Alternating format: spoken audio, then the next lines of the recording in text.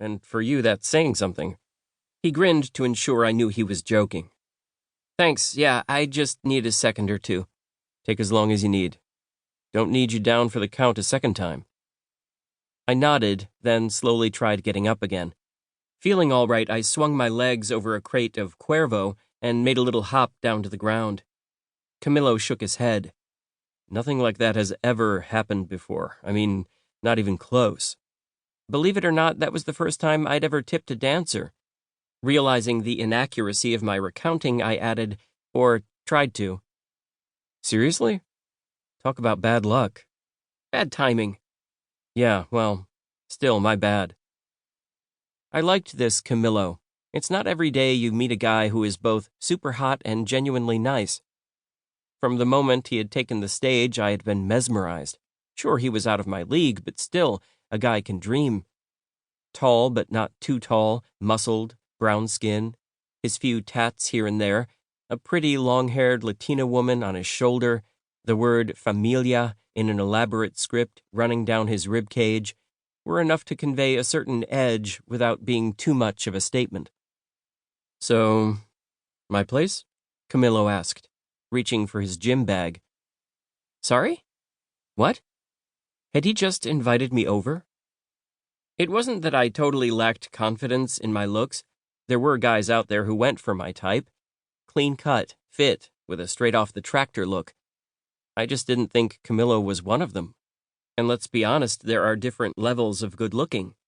On a good day, just after a haircut and wearing my favorite Nadal-style sleeveless shirt, I would give myself a 7.3, the 3/10 thanks to my mother's insistence on braces when I was in junior high.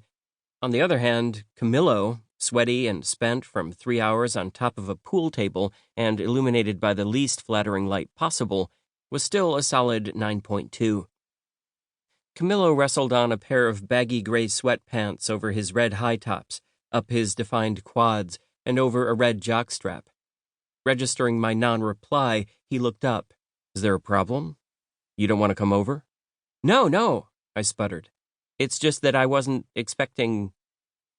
How old are you anyway, if you don't mind me asking? The question caught me off guard. Yes, I looked young for my age. I reflexively reached for my ID whenever approaching the person working a club's front door or buying a six-pack of lager at the store.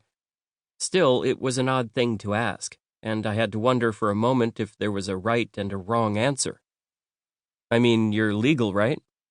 I'm 25, I replied with a curt tone, before considering what message that might send.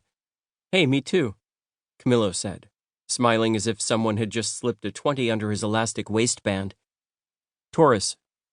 It took me a moment, but then I replied, Cancer. Ah.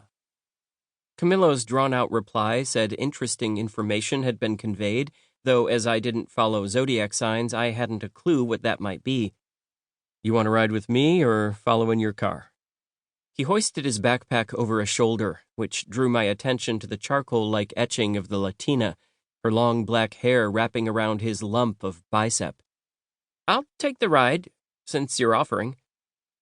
We walked side by side to the back door of the club. The cool evening breeze slid through the doorway and soothed my swollen eye. Sweet, isn't she? Camilo pointed toward the parking space next to the dumpsters. The large pickup truck was easy to spot. Its color was a close match to his jockstrap and high tops. The apparent fact that red was Camilo's favorite color boded well, me being a ginger and all. Camilo tipped back his head and breathed in deeply through his nose. Nice night. I love summer.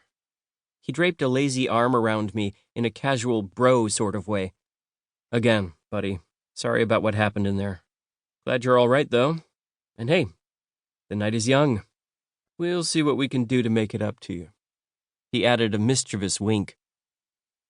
My experience with hot guys, usually limited to ogling them from across the room, was that they inevitably turned out to be a-holes. That disappointing observation had been the subject of a blog post titled, Why Are Some Guys Too Hot to Deny?, in which I'd laid the blame at the feet of their followers, who seemed to give them a blank check for having bad attitudes. Now, admiring Camilo from the corner of my eye, I realized